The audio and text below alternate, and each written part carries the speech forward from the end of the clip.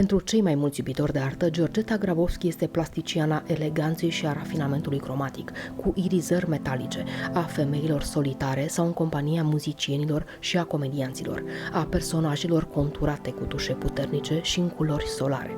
Pentru cunoscători însă, este artistul care a câștigat în 2012 Marele Premiu al Salonului Internațional al Culturii și Artelor de la Cannes sau medalia Merit și Devotament francez în 2009, fiind membru de onoare al Salonului Independenților din Paris și al Federației Internaționale Culturel Feminin Paris. Însă, pentru noi toți, este artistul care aduce cu fiecare expoziție o forță de expresie, de culoare și de vitalitate într-un stil propriu. Am avut, cum să spun, noroc în viață, pe lângă, ca orice om. Iar la un moment dat am participat la Cannes, la câteva saloane de pictură, saloane internaționale, și am avut surpriza plăcută, că am luat premiul cel mare al orașului Cannes și placheta de aur a orașului Cannes.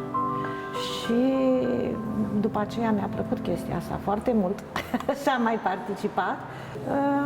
Cel mai mult în Franța am expus, dar am mai expus și în alte țări. După 6 ani de absență pe Simeze, Georgeta Grabovski revine la Galeria Artelor de la Cercul Militar Național cu o expoziție ce aduce atât teme consacrate, cât și unele noi ce îmbogățesc astfel repertoriul artistic. Sunt lucrări din diverse perioade și dacă ar fi totuși să mă gândesc la o modalitate de a le concentra, ar fi atunci cromatica. Pentru că, în general, chiar și subiectele pe care le abordez, chiar și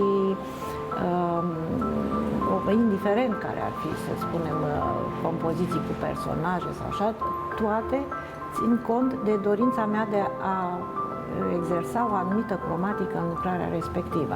Este un stil recunoscibil pentru că eu lucrez în cuțit și cuțitul îmi conferă posibilitatea unor tușe mari, generoase, care să redea materialitatea fiecărei structuri.